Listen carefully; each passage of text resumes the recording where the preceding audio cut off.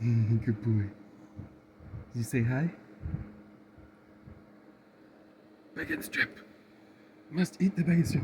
Don't look at me. Don't look at me. You're looking at me. Go away. Okay, come back. I have you, humans. Okay, now go away. Good afternoon, Magic Bliss and collectors of all kinds. Welcome back to the channel. Hopefully you guys enjoyed the Spirit Deck video on Super Deck Sunday. If you missed it, make sure you go check it out. It is pretty cool. 5 Spirit Deck. Lots of neat little combo pieces in there to make things go really cool. And we played Guess the Commander, so good times. But for today, it's Tuesday. And Tuesday means Dollarama Draws of Destiny! I have 4 packs of your Destiny for you today, because again, we have a split one. I don't know what keeps happening to these packs at Dollarama. So we will be checking the card count on that one, and we will open that one first. But we will do 4 packs of Destiny today like we did last week for that reason. And see how it goes. So we'll just split it along here, and we'll get started on the first one. Kind of ruins the fun of ripping it off the top. There we go. Upside down a couple times. Oop, do we have a double side? No, that one was just flipped in the wrong way. Alright, ready, sit, pack number 1, here we go. We got ourselves a Kiora's Dam Breaker. When it enters battlefield, proliferate. It's a Leviathan. For 6, for 5, 6, it's not bad. I'll admit that.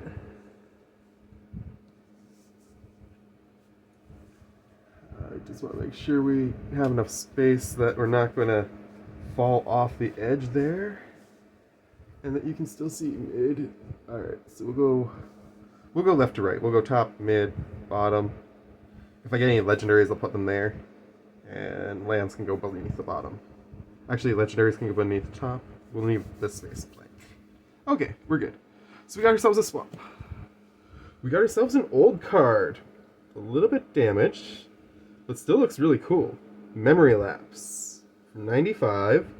Counter target spell, put that spell on top of its owner's library. I mean, do I want to give them back the spell to do it again next turn? Not really. Do I like the artwork? Heck yes. And because it's an old card, I'm going to give it for top spot. And it's an instant, so I mean, why not? Creatures you control get +1/+0 until end of turn. Banners raised for 1 red, not bad. I'll admit that. That could be like very helpful to save some tokens in like a trade-off thing per se, or well, no, it wouldn't save tokens. It'll help you kill a few extra things possibly. Sorry guys, needed a drink. A defender with first strike. That's interesting. Dragon's Eye Sentry.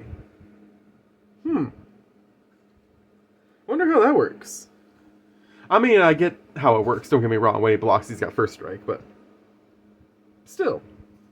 He's only a 1/3. I'm going to put him top, though, anyways. I feel like that could be really useful if you play it the right way. Sweatworks Brawler. Improvise. Artifacts can help you cast it. Costs 4/4/3/3, so I suppose tapping a few artifacts doesn't hurt.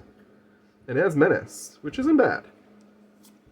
Not bad. Not amazing, but not bad. Take Up Arms. Put 3 1/1 white warrior creature tokens onto the battlefield. At instant speed, not bad, but for 5, a little expensive. I'm gonna mid that one. Ooh, a Vampire Rogue. Whispering Snitch. Whenever you surveil for the first time each turn, Whispering Snitch deals 1 damage to each opponent and you gain 1 life. I don't have a deck built around Surveil at this time, but if I do end up doing that, that would be actually really useful. We got ourselves a Temple of Plenty, which lets us scry, not Surveil, but still good. Alright, we got a Shorekeeper. 7 and a blue to tap it, sacrifice and draw 3 cards. I'm gonna put that one to the bottom. That's way too expensive for an effect. Especially because you have to give it up. This spell costs 1 less to cast. If you commit a crime this turn, you get to draw 2 cards. That's not bad. That's not bad at all. Sorcery speed? Sorcery speed. Furtive Analyst. Human Wizard with Vigilance. Pay 2, tap it, draw a card, then discard a card. I mean, it's not bad. I do like the fact that it has Vigilance. I'm going to put that top. Why not? But you know what? I'm going to move this one to mid. There we go. Like that. There we go. Startle. Kaiba looked at me funny when I said that word. Target creature is -2/-0 until end of turn, and you get a 2/2 black zombie creature token with Decayed. And you get to draw a card. For 2, that's actually a really good trade-off at instant speed. I'm definitely putting that top. Vial of Poison. Back to Magic Set 14. Pay 1, sacrifice this. Target creature gets Death Touch until end of turn. I wish you didn't have to sacrifice it. But I will definitely put that mid. Because it's a really worthy effect. And Malcator's Watcher. I actually like this card a lot. Except for the fact that it doesn't work super well on my blue deck. Because it doesn't tap to attack. But I do have now an extra copy of it, and I do like that one. And it's definitely got a lot of neat effects. Flying, Vigilance, and when it dies, you get a card. Why not? You okay, Kaiba? Yeah? Kaiba needs a minute. Sorry, guys. Scratch. Good boy. Who's your good boy? Let me finish the video and we'll go out, okay? Alright, pack number 2 coming at you.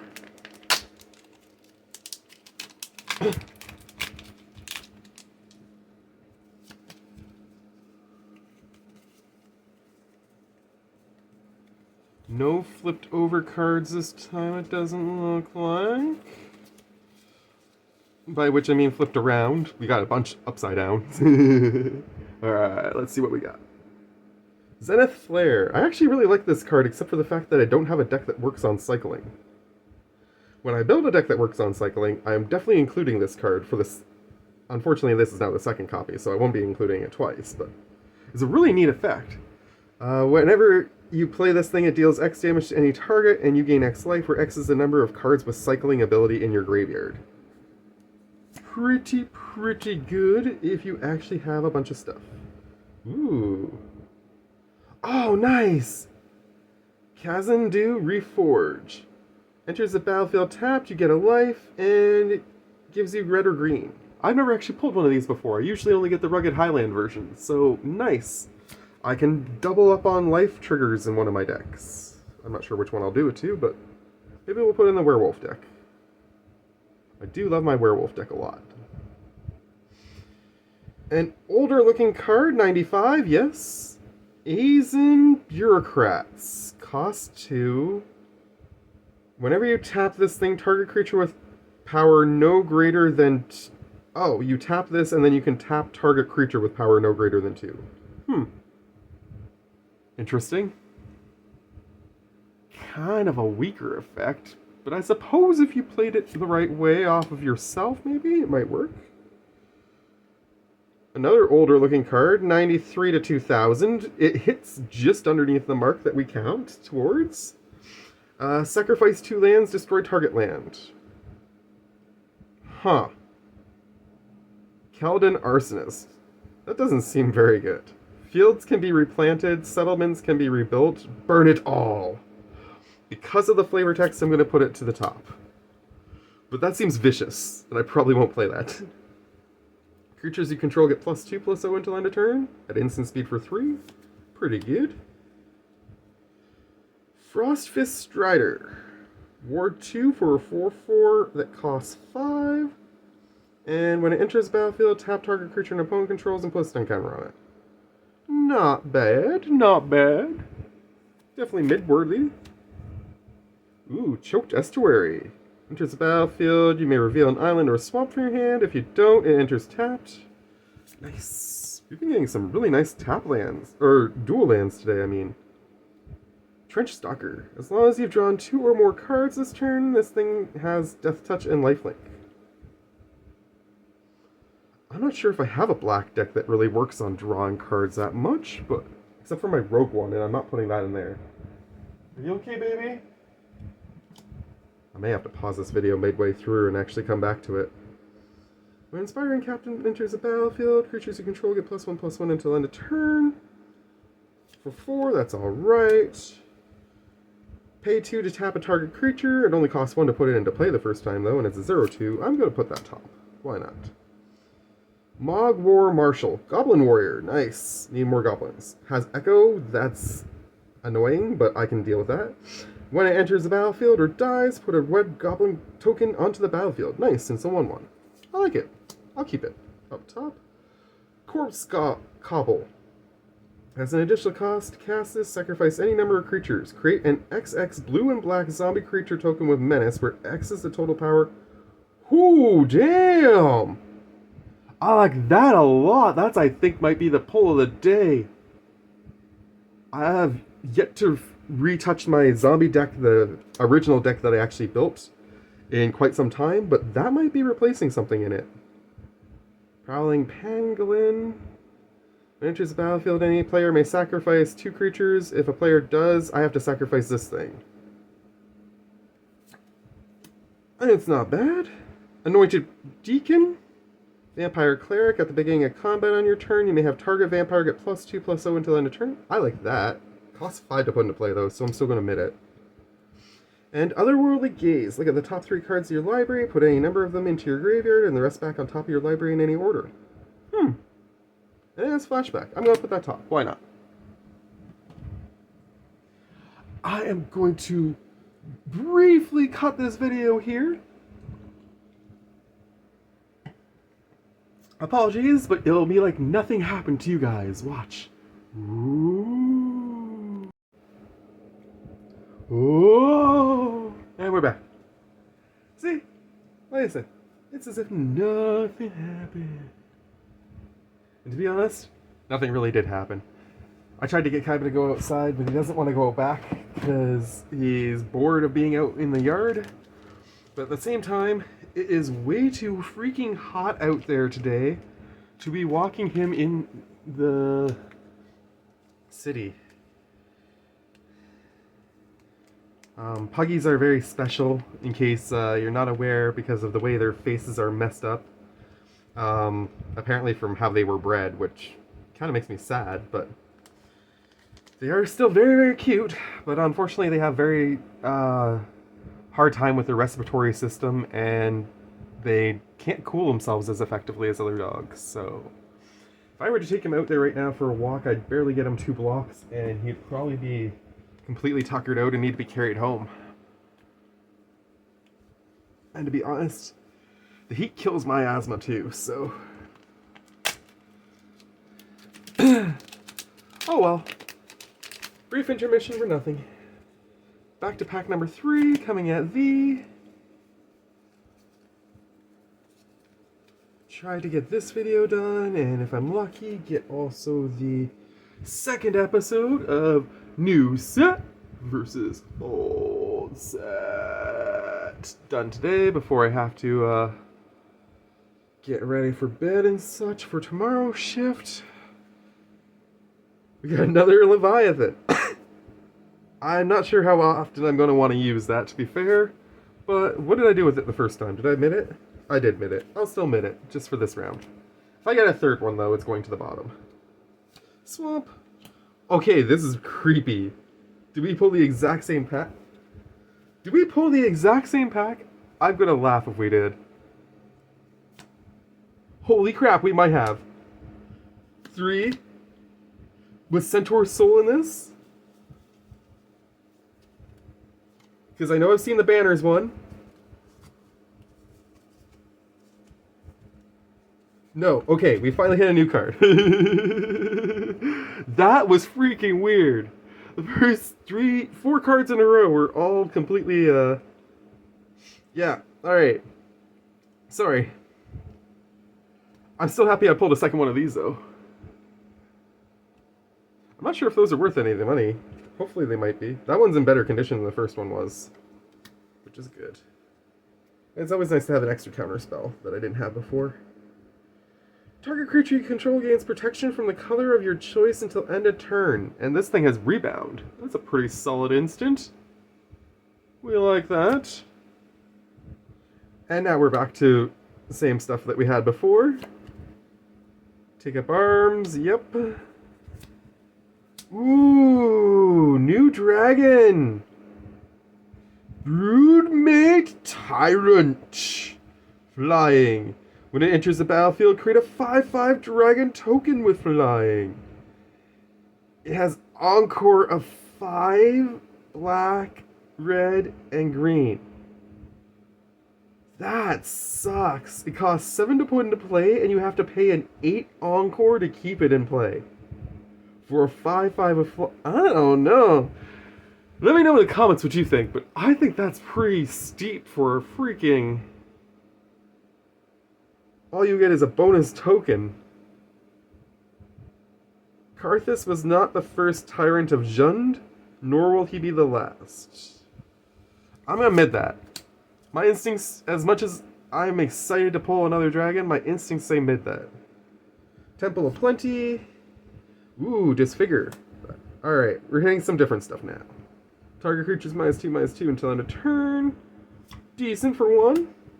Seize the Secrets. This spell costs 1 less to cast. Ah, we did that one already. It's a pretty good one. I think I put it over here before. Furtive Analyst. Another good one. Shipwreck Sifters. Enters the battlefield, draw a card, and discard card. Whenever you discard a spirit card or a card with Disturb, put a +1/+1 counter on this thing. Yeah, I think I had one of these before in my supply, and it did not make the cut in my spirit deck, and I'm pretty sure it's still not going to make the cut. But it's not a bad card. I'll admit it. It's just only good in a very specific deck. Minotaur Warrior, 3/3 for 4. Not an old card, it's 2013. We scale these cliffs, traverse Brittle Bridge, and then fight our way down the volcanic slopes on the other side. Isn't the shortest route through the canyon? Yes. So shouldn't we? No. I kind of like that. Okay, because of its flavor text, it gets to go mid. And Ancestral Blade. Ooh, nice. Enters the battlefield, create a 1/1 white soldier token, then attach this to it. Equip creature gets +1/+1. It's equipped 1. Not bad, not bad. You know what? Actually, I will top that. That is good. It comes in with its own token, so that you get an extra body on the field. Yeah, that's good. Alright, last pack. We have not pulled the legendary. Our streak might be coming to an end, guys. That could be sad. We've been doing pretty good on these, but if it does, it does. All good things must come to an end. Hopefully we won't hit another drought like we did last time, though. And we'll get right back on the horse. But let's see. Maybe we will still pull gold. I can't believe that dragon wasn't a legendary. Nope, not a legendary. Whoop.